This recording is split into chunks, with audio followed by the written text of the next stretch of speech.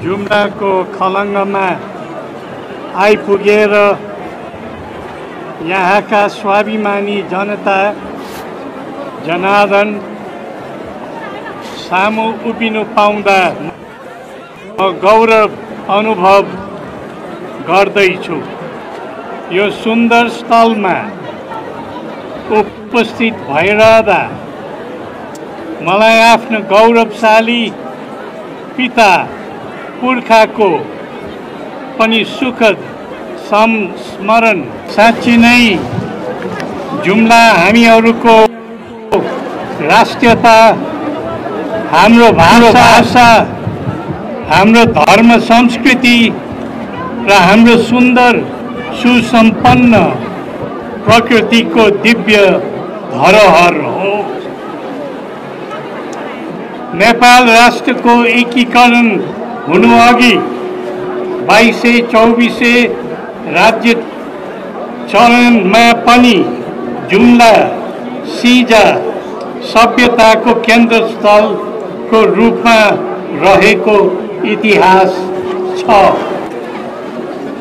चन्दननाथले पहाड खोपेर तलाउ क्षेत्र खलङ्गमा तलाङ बस्ती बसाएको धौला र गरल जुम्लाहा भएकोले जुम्ला नाम रहन गएको ऐतिहासिक तथ्य भेटिन्छ।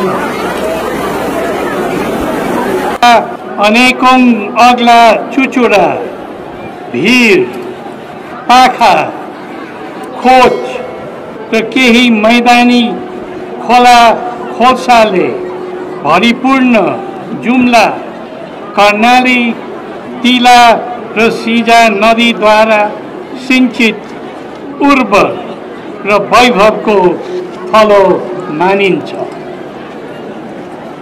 नेपालगञ्ज, दार्चुला, तुला, ताक्लाकोटसम्म व्यावहारिक पहुँच राख्ने यो क्षेत्र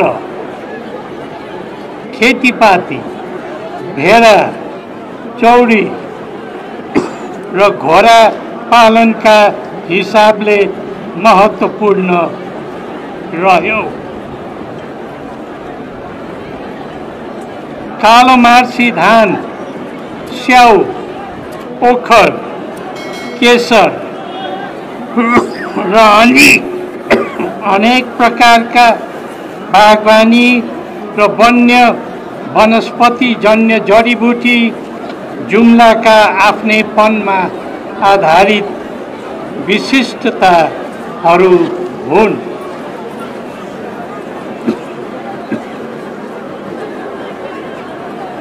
कर्णाली महानदी प्रवाहबाट उठेर भरिपूर्ण प्रकृति बोकेको यहाँका पहाड, पर्वत, खोच, खोला, खोल्सी हेर्दा, देख्दा र बुझ्दा लाग्दछ हामी यहाँको बासिन्दा अत्यन्तै सहृदय, अत्यन्तै कर्मनिष्ठ र परस्परमा अत्यन्तै आत्मीय छौँ। आत्मीयता तथा राष्ट्रियता नै हाम्रो ठुलो बल हो।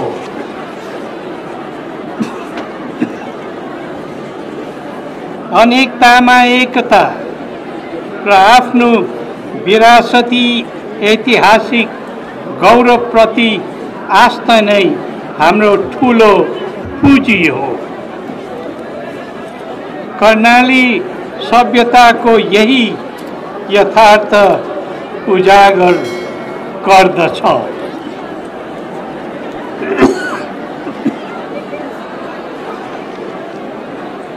आज देश कता जाँदैछ तपाईहरूलाई थाहै छ।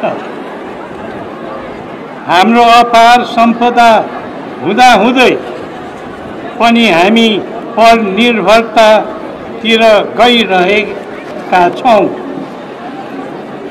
आफ्नै भूगर्भभित्र अथाह धन्य छ, तर खानका लागि काम खोज्न हामी भौतारी राखेका छौँ। कालीकोट, मुगु, हुम्ला, डोल्पा र यहाँ के छैन, तर खै।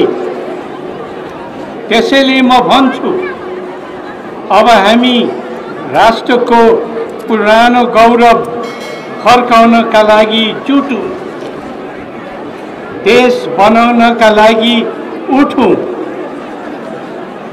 र हामी हाम्रै पाखुराको बलमा अघि बढ्न कम्मर कसौँ। यातायातको विकटता, हावापानीको जटिलता, आर्थिक साधनको कठिनता तथा विपन्नता एवं शिक्षा चेतनाको कमीका कारण आफ्नो श्रम, सिप र स्रोतको सही उपयोग जुम्लाले गर्नु पाएको छैन।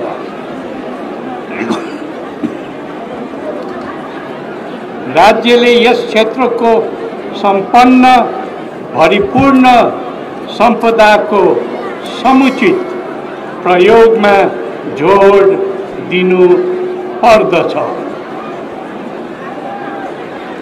आफू जन्मे हुर्केको आफ्नो हातथलो छोडेर अन्यत्र बसाइ सर्नुपर्ने, अर्काको देशमा गएर तातो ताप पीडा खप्नुपर्ने अवस्थाको अब अन्त्य हुनु पर्दछ। आज हिजो होइन, हामी आफै बदलिरहेका छौँ। परिवर्तन साँच्चै पीडादायी भए पनि सधैँ आवश्यक हुन्छ। याद होस्, संसारको पाङ्ग्रा सधैँ आफ्नो गतिमा चलिरहेको हुन्छ। यो संसारमा जे आउँछ त्यो रहँदैन र जाने कुरा हराउँदैन। अब सुध्रौँ, अब चेतौँ र सबैले सबैलाई सम्झेर राष्ट्रिय सोच बनाऊँ, मार्ग सुधार गरौँ। नयाँ समझदारी, नयाँ संवाद, नयाँ वार्तालाप, सर्वपक्षीय नयाँ सम्मेलन र नयाँ सम्झौताको निष्कर्ष निकालौँ भन्ने जन्म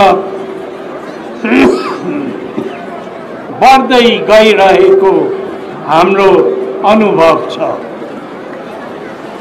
अन्त्यमा आफ्नो यिनै शुभ सदाशय राखेर यो समारोह आयोजना गरी मलाई यस्तो सुअवसर प्रदान गर्नुहुने तपाईँ आयोजकहरू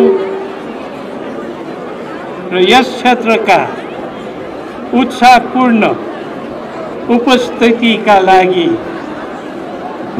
सबैमा धन्यवाद।